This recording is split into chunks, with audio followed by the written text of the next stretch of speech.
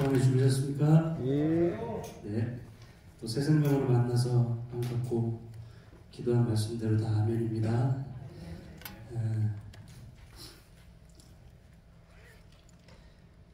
오늘 말씀의 제목은 제가 어제 기도의 동산을 갔습니다. 여기 액정이 좀 컨트라스트가 강한 것 같아요. 좀 연하게 보정을 했어야 되는데 아주 아늑하고 좋았습니다.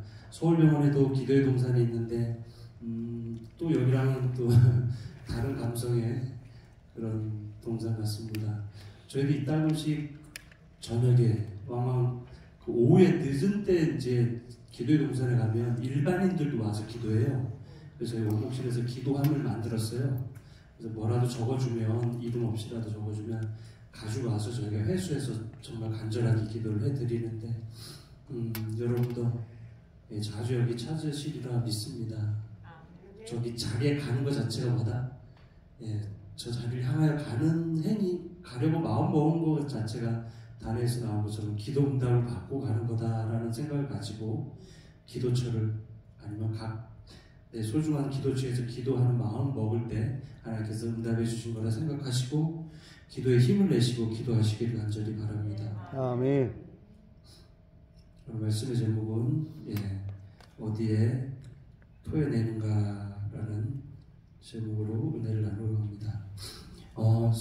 서울에서만 목사 3만 명이 대리운전하는 거 아세요? 그리고 또 택시 운전도 합니다. 교회가 넉넉하지 않아서 개척한 교회는 내가 전세를 내고 또 전세값도 갚아야 되고 전기세 기타 여러 가지 부대비용을 내야 되기 때문에 새벽에 새벽 기도하기 전까지 택배 분류해요. 그리고 그 전에는 또 대리운전을 합니다.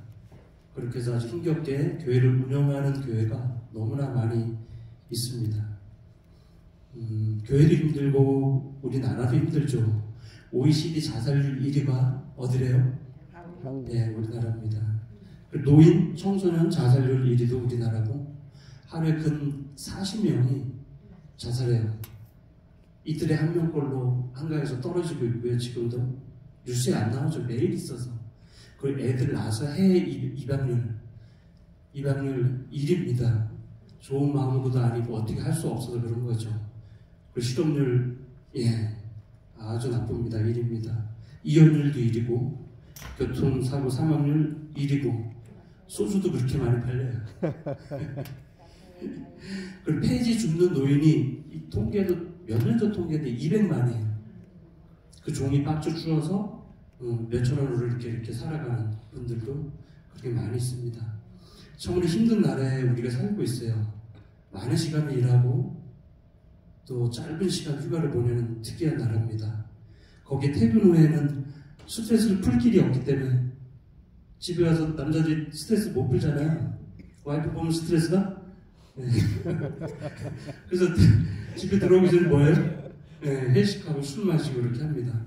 그렇게 술 마시고 회식하면 늦게까지 하고 그럼 피곤할 텐데 회사에서는 회식한 날은 늦게 오라 그래요? 칼같이 출근을 또 해야 되잖아요. 그래 낮에는 피곤하니까 또 뭐 마셔야 돼요? 커피를 마셔야 되는 거죠. 밤에는 알코올 공화국, 낮에는 커피 공화국. 그렇게 힘든 나라에 삽니다. 누구 안에 힘든 사람이 없고 또 안 아픈 사람이 없어요. 초등학생부터 할아버지 1인까지 다 힘들어요. 그래서 뭐가 모두 필요하냐면 위로가 필요해요. 위로. 그래서 누군가가 나한테 와서 진심으로 당신 너무 힘들지 않냐고 많이 힘드셨죠? 라고 말만 해도 글썽일 수 있는 사람들이 정말 그 자리에서 눈물을 후두둑 흘릴 사람들이 우리나라 사람들이라고 하죠. 그런데 우리가 피차 이렇게 고되게 살면서도 가장 잘 못하는 것 중에 하나가 뭔지 알아요? 위로를, 좋은 말을 남에게 해주는 걸 못한다는 거죠. 서로 잘 알아주지 못한다는 겁니다. 그 스님 중에서 인기 있는 스님이 있어요. 해민 스님이라고 뭐 책도 몇 권 내고 뒤 팔로워가 뭐 40만, 50만 넘어가는 그런 인기 있는 스님이고 미국 하버드대 나오고 햄프셔대 교수죠. 교수. 영혼의 멘토라는 별명 가진 분인데 이분이 강연하면 사람들이 몰려들어요. 강연하면 다른 스님들처럼 이렇게 질문하면 답하고 질문하면 답하고 이렇게 하는데 한 분은 아주머니가 손들죠. 그래서 이런저런 사연을 얘기합니다. 거기 어떤 종교 지도자가 와도 답을 못해줄 질문들을 해요. 얼마나 힘들게 누구한테 답을 다 구하지 않았겠어요, 그 아주머니가. 이 스님이 답이 없어요. 그래서 어떻게 하는지 알아요? 그 사진에 보면 강단에서 이렇게 내려가요. 내려가서 저쪽에 있는 아주머니한테 가서 그 키가 크고 등치 큰 아주머니 콕 안아줘요. 그리고 울어줘요. 그럼 둘이 같이 울어요. 그리고 그 옆에 분들이 지켜보면서 또 울어요. 그게 전부인데 사람들은 깊은 위로를 받는 겁니다. 몇 해 전에 여수 요양봉을 한번 갔는데 그 예배가 끝나고 낮에도 무슨 순수하고 나면 다 이제 색깔이 달라요. 감성도 다르고 다 다른데 여기랑 거기랑 또 특색이 있는데 거기는 끝나면 이렇게 아름아름 서로 막 안아줘요. 니도 힘들지? 나도 힘들지. 제가 오래 기억 남는 게 그거예요. 서로 이렇게 안아주고 꼭 안아주고 그러는데 보는 제가 다 위로를 받았습니다. 유명한 정신과 의사 정신의 선생님이 쓴 책에 이런 말이 있어요. 음식을 못 먹은 아이가 초췌한 건 당연하지만 놀랍게도 아이를 오랫동안 뭐 해주지 않으면 안 만져주면 쓰다듬어 주지 않으면 음식을 못 먹은 애처럼 똑같이 수척해진다고 마음미술가라는 그 책에 그분이 그렇게 써놨습니다. 그래서 어떤 애들은 자기가 매를 벌어서 매를 벌어서라도 불행한 스킨십을 하려고 이렇게 한다는 얘기를 제가 읽었습니다. 애나 어린애나 다 같은 거죠. 미국에서 고속도로에서 교통사고가 났죠. 우리 나자마자 한국에는 레카차가 오는데 미국은 경찰관이 쫙 와요. 운전자는 차에서 튕겨서 나가고 거의 사람이 아닌 상태가 됐어요. 그 경찰이 이렇게 보더니 어떻게 할 수가 없어서 주선 운전자를 모아 생명이 더 붙어있는 운전자를 어떻게 하는지 알아요? 길 한켠에서 그 순경이 니은자로 앉아요. 바닥에. 그리고 그 쓰러진 환자를 이렇게 끌어가지고 무릎에 이렇게 안아요. 그리고 이렇게 푹 안아줍니다.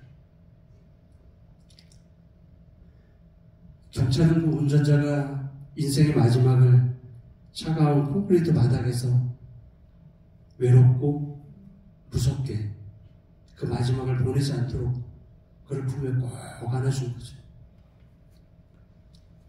적어도 여기 오신 분들은 다 재림교인들이시잖아요.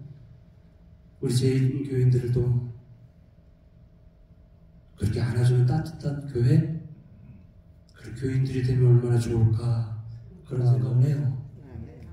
그리고 그런 목사가 되면 또 얼마나 좋을까 그런 생각을 합니다. 저희 아버지가 2년 전에 이제 92세에 돌아가셨어요. 아주 정정하신데 저희 병원에 여러 달 계시다 돌아갔어요. 어머니도 뭐 강원도에 있고 뭐 누나도 저 지방 동생도 있어서 제가 이제 또 병원 직원이니까 돌봐야 되는데 제가 근무하면서 매일 오가면서 아버지 돌봤어요. 그래서 제가 느낀 건 부모를 뒷바라지 대부분 딸들이 많이 하잖아요.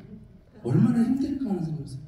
저는 난생 처음 경험해요. 그러니까 육체적 이런 게 아니에요. 생명이 꺼져가는 그분을 보는 게 너무너무 큰 스트레스예요.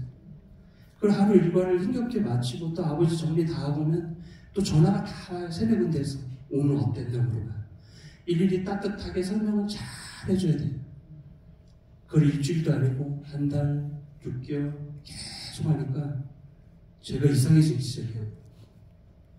아버지 보는 것도 너무 가슴이 아픈데 그걸 전하는 게 더 가슴이 아파요. 밤에 잠이 안 와요. 그게 스트레스 됐나 봐요. 정신과 의사는 저보고 그게 트라우마라고 그래요. 3시간을 자요. 계속. 잠이 안 와요. 이 몸도 제가 조금 쪘는데 여기서 한 6-7kg 그대로 쫙 푹 빠져버렸어요. 모든 짐이 가족을 대표해서 저한테 다 온 겁니다. 저는 생전 처음 그렇게 해보는데 너무 힘들었어요. 뭔가 무게가 막 오는데 이것도 아니고 저것도 아니고 막. 보통 의사 선생님이 2년에서 4년 간다 하는데 지금 제가 2년 지났는데 아직 그 후유증이 있어요. 여러분들 다 겪은 것 같은데 제가 초보여서 지금 이렇게 간증을 해드린 겁니다. 이렇게 힘겨운데 제가 툭 어느 부장님, 저보다 나이 어린 부장한테 이런 얘기를 했더니 그분들 똑같이 하다가 돌아가셨어요. 그리고 저한테 한마디를 쭉쭉 하는 거예요. 그 산책하면서 겪다가 이 남자분인데 우리 산책 끝에 딱 가더니 저를 딱 안아주는 거예요. 오, 이 어린 것이 막 이랬는데 제가 막 눈물이 나더라고요. 그래서 위로가 엄청나게 많이 됐어요. 그 어린 부장 앞에서 제가 많이 울었어요. 정말 고마웠죠. 제가 그분을 아직도 잊지 못해요. 그래서 제가 이런 결심했어요. 나도 이렇게 힘든 분들에게 이렇게 해줘야지 하는 생각을 저도 처음 경험해서 그런 결심을 했어요. 제가 아버지를 보낸 다음에 지금 13년째 병원에 장례를 얼마나 많이 치렀겠어요. 수백 번 치렀는데 장례를 치르는 그것에 대하여 대하는 저의 마음의 온도가 달라졌어요. 저도 여러분들도 마찬가지로 조금씩 성장하는 거죠. 죽을 때까지. 따뜻한 마음, 따뜻한 인간성, 선한 심성, 그런 좋은 마음 씀씀이, 그런 분들한테 제가 늘 신세지고 살았다는 것을 세상 많이 느끼게 되면서 그런 분들이 사방에 이렇게 많이 있다는 것에 대해 하나님께 감사를 드리는 마음을 그 이후로 가졌습니다. 이거 인터넷 올리지 마십시오. 가족들이 또 뒤져서 보면 가슴 아프니까 여러분 안에서만 보십시오. 아무튼 그렇습니다. 그래서 어제도 식사하면서 어느 분이 어떤 사연인지는 모르겠어요. 두 분이 밥 먹는 중에 하루분 같은데 두 분이 꼭 껴안는 모습을 보면서 그때 추억이 막 떠올랐습니다. 서로 안아주고 위로해주고 그런 것 자체가 뭐예요? 하나님이에요. 하나님은 사랑이라 그랬어요. 인격적 대상이 하나님이 아니라 요한은 사랑이 하나님이라 그랬어요. 그렇게 껴안는 사랑이 흐르는 그 일체의 모든 순간이 하나님인 거예요. 이 땅에서 작은 천국을 연출하는 거죠. 어차피 저도 죽고 여러분들 몇십 년 안에 여러분 다 안 계세요. 가시기 전까지 일초에 부활하게 될 때까지 그런 마음을 서로 위로하며 사시게 되길 간절히 바랍니다. 아멘. 오늘도 그런 내용입니다. 여러분 좋아하는 시편 있으세요? 우리 교우님들이 즐겨 읽는 시편의 절반 가량이 어떤 내용이냐면 아주 차갑고 냉정해요. 그리고 어떤 구절은 자주 설득할 때가 있어요. 그리고 반절 이상의 시편이 슬픈 내용이고 아주 소수만이 감사와 찬양의 시편입니다. 시편 8편을 좀 보죠. 이 8편이 이런 내용이잖아요. 좋아요. 네. 다윗은 저녁에 아마 쓴 거겠죠. 평안한 가운데 밤하늘을 보면서 하나님의 오묘하심을 찬양하는 평온하기 그지없는 그런 시를 썼습니다. 근데 그 바로 뒤에 있는 시편 12편 보면 아주 내용이 충격적이죠. 이게 다 한 사람이 다윗이 쓴 시입니다. 악인의 팔을 꺾어달라고, 아첨하는 입술과 자랑하는 혀를 뭐 해달라고? 잘라달라고. 다윗의 변덕이 죽을기 시작하는 거예요. 또 이런 것도 있죠. 내 중심이 젖된 아이와 같다 그렇게 말해놓고 또 구절에는 내 어린 것을 반석에 맺혀요. 그럼 애가 사나? 다 죽잖아요. 변화무쌍하죠. 또 시편 22편에 보면 죽을 것처럼 막 얘기하다가 그 한 장만 넘어가면 시편 23편만 돼도 또 다른 분위기가 나오는 거예요. 너무 넘어갔네요. 이랬다가 이렇게 하는 겁니다. 절망에 빠져서 뒤죽박죽 괴로움 속에서 하나님께 소리 지르다가 한순간에 마치 동영화 그림처럼 편안해집니다. 이랬다 저랬다 요동을 치는 겁니다. 이미 잠깐 봤던 심지어 이런 시도도 있어요. 혀 끊어라, 팔 꺾어라, 벙어리 되게 해라, 귀신 잡아가게 해라, 씨를 말려주고 깡을 기름 태우듯이 다 태워 죽여라, 나로 복주 꼭 하게 하고 산채로 매장되게 하고 혀를 잘라주고 임신한 애기 일찍 나서 죽게 하고 들짐승 밥이 되게 하고 원수 정수리 쪼개고 어이구 눈은 멀고 집은 쓸어버리고 7배나 3배도 아니고 7배는 뭐예요 도대체. 7배는 갚아달라 그러고 일찍 죽게 하고 대가 끊어지게 하고 거지가 되게 하고 자식은 고아되게 하고 뜨거운 물에 쏟아지게 하고 물덩어리 속에 넣어주고 아주 보기에도 상스러운 구절이고 잔인하고 포악한 기도들로 가득해요. 가만히 보면 이 시편 기자는 지금 자기 감정을 참고 있지 않아요. 마음이 있는 그대로 생생하게 요란하게 자기 마음을 포장하지 않고 자기 속 감정과 저주스러운 마음을 다 쏟아내고 있어요. 어떻게 산채로 매정하게 하고 대가 끊어지고 정수리가 깨지고 눈이 멀고 혀를 끊고 머리 반석이 깨져 기름에 태워 죽이듯이 어떻게 이런 기도를 하냐고요. 상식적으로 이게 정말 성경일까요? 성경의 기도는 이렇지 않죠. 우리가 정상적으로 생각하는 기도는 이래야 돼요. 이러는 거죠. 원수를 사랑하며 너를 핍박하는 자를 뭐하면 이렇게도 하며 악인은 죽는 걸 원치 않으신다. 이렇게 해야지 이거 근사하고 정말 바른 기도 아니에요? 그렇다면 왜 시편 기자는 이런 끔찍한 기도를 좀 전에처럼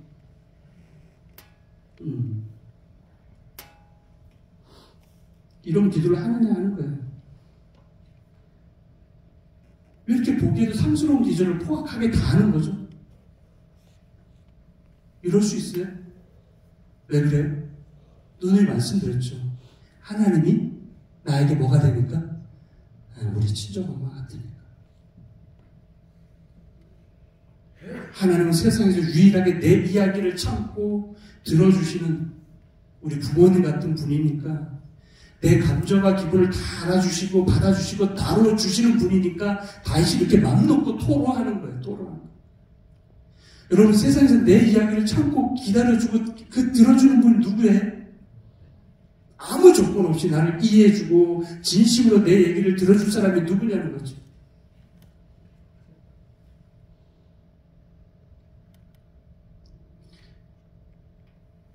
또 가족 얘기합니다.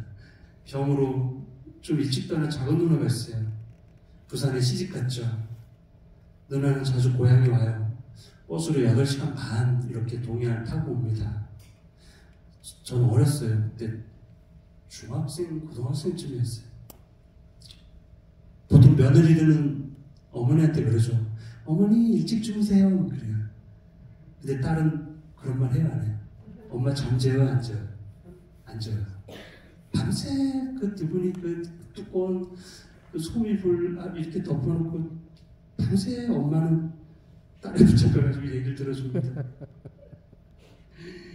절대 엄마 안 재우죠. 이불 속에 속을 하면서 제가 얼핏 들으니까 김서방 욕을 해요. 그 나쁜 놈 어쩌고 저쩌고 그 이상한 놈이네 하면서 막 딸이 내놓으면 엄마가 받아치고 네 어떻게 하냐 하면서 얼굴 막 쏟아놓고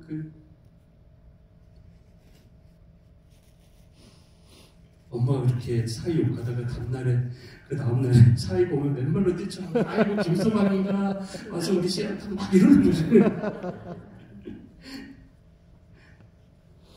그렇게 밤새 친정 엄마하고 딸이 얘기하면 그 다음날 누나의 얼굴은 차분해지고 감정은 가라앉고 마음은 정화되고 냉정을 되찾고 뭔가 여름을 얻은 것 같은, 그리고 어떤 용서할 기운을 얻은 것 같은 표정을 제가 누나 얼굴에서 봤습니다. 시편 기자도 많은 저주를 퍼붓는데 그걸 미운 원수한테 쏟아내지 않고 오로지 친정엄마, 친정아버지 하나님께 다 쏟아붓는, 어떤 때는 화가 나서 소리도 지르고 어떤 때는 감격에 복받쳐 울기도 하고, 어떤 때는 자기가 좋으니까 지가 막 찬양을 막 하는 거예요. 다윗은 그만큼 하나님의 사랑을 잘 알았던 것 같고, 하나님이 내게 어떤 분인지도 알았던 것 같고, 하나님이 자기랑 이렇게 친하지 않으면 서로 이렇게 사랑하고 막역하고 이물이 없었으니까 하나님께 자기 속을 다 터놓고 토설하는 거예요.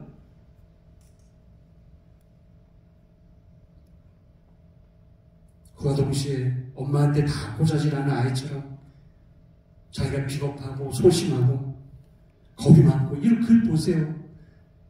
내성적인 애 아니에요? 저런 걸 쓸 때는? 밖에다 내놓지도 못하고. 이런 거 보면 다윗도 우리랑 다를 바가 하나도 없구나. 우리 그렇게 다윗이 쓴 일기장 같은 시편을 보면서 우리도 막 위로를 받게 되는 거죠. 그렇게 다윗은 하나님하고 긴밀하고 정말 친밀하고 다정하고 하나님하고 비밀이 없었던 겁니다.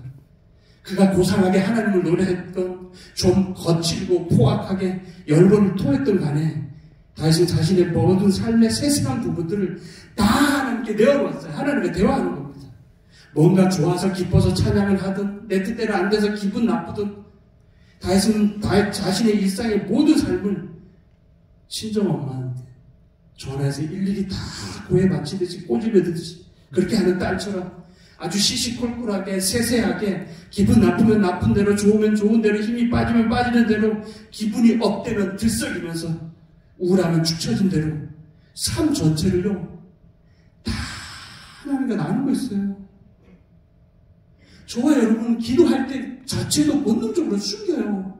포장하고 화장해요. 막 가리고 뭐 이렇게 치장을 하죠.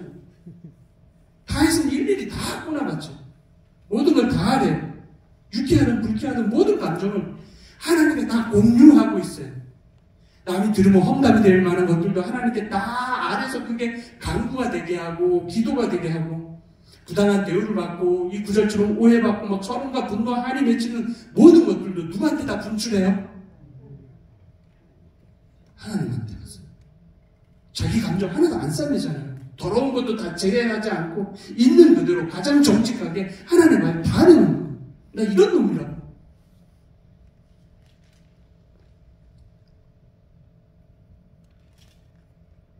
성경이니까 포장을 좀 해서 저렇지. 이 자식 저 자식 뭐 다 나오지 않을까? 10에 대한 벌칙 뭐 온갖 얘기 다 나왔을 것 같아. 성경은 번역 좋게 했을 것 같아요. 언어는 제가 다 보지 않았지만 그렇게 쏟아붓고 퍼붓고 토하고 아뢰면서 하나님하고 얼굴을 맞대는 거야. 이불 속에서.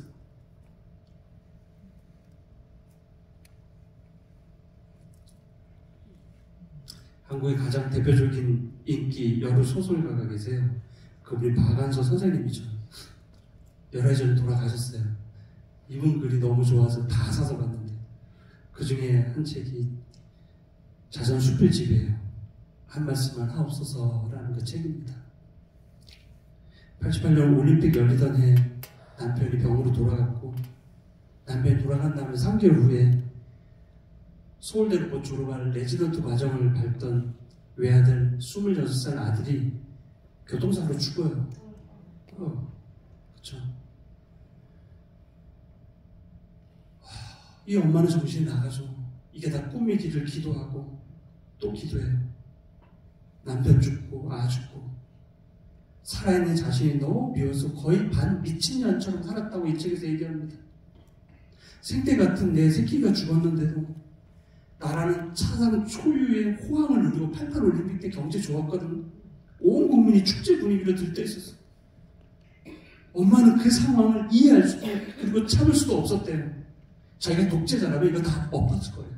올림픽 취소하고 그렇게 다 했을 거라는 거예요. 세월호 엄마들도 그랬다 그러잖아요.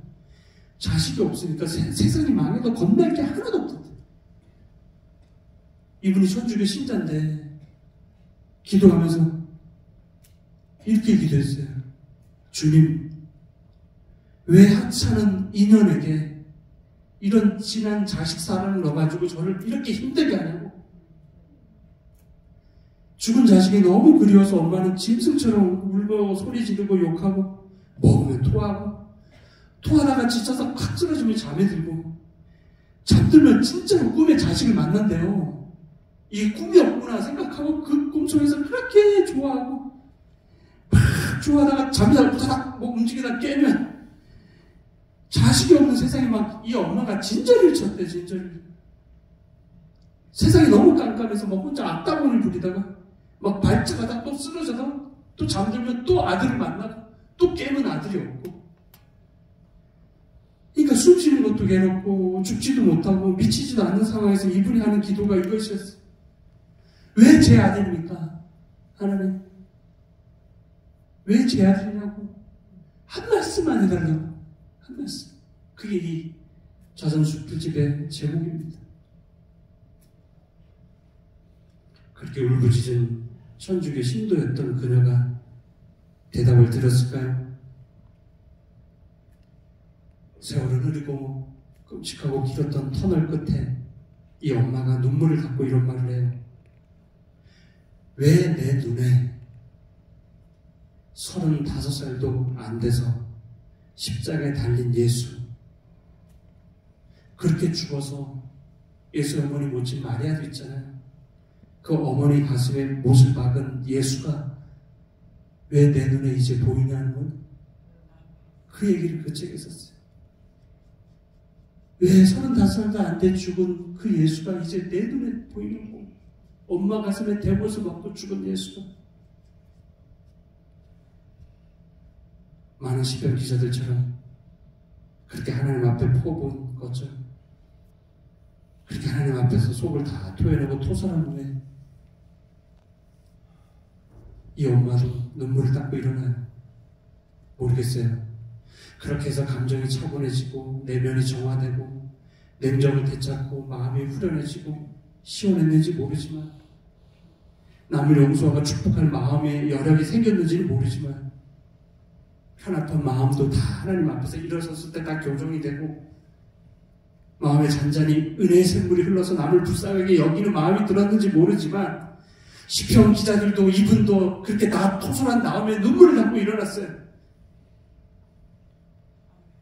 그래서 행복할 때는 바로 하나님 면전에서 춤을 추고 막 일어나게 됐어요.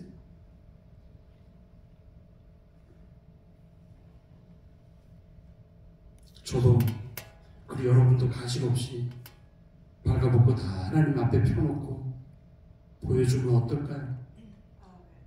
나도 시편의 기자들처럼 하나님 앞에서 뒹굴고 몸부림치고 발을 굴고 입에 거품을 물고 받음되면 우리 하늘 친정엄마, 친정아버지인 하나님은 나를 어떻게 하실까요?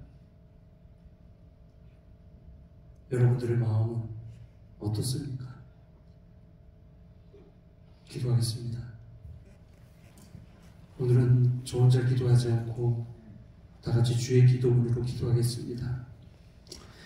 하늘에 계신 우리 아버지여, 이름이 거룩히 여김을 받으시오며 나라가 임하옵시며 뜻이 하늘에서 이루어진 것 같이 땅에서도 이루어지이다. 오늘 우리에게 일용할 양식을 주옵시고 우리가 우리에게 죄 지은 자를 사하여 준 것 같이 우리 죄를 사하여 주옵시고 우리를 시험에 들게 하지 마옵시고 다만 악에서 구하옵소서. 나라와 권세와 영광이 아버지께 영원히 있어나이다. 아멘.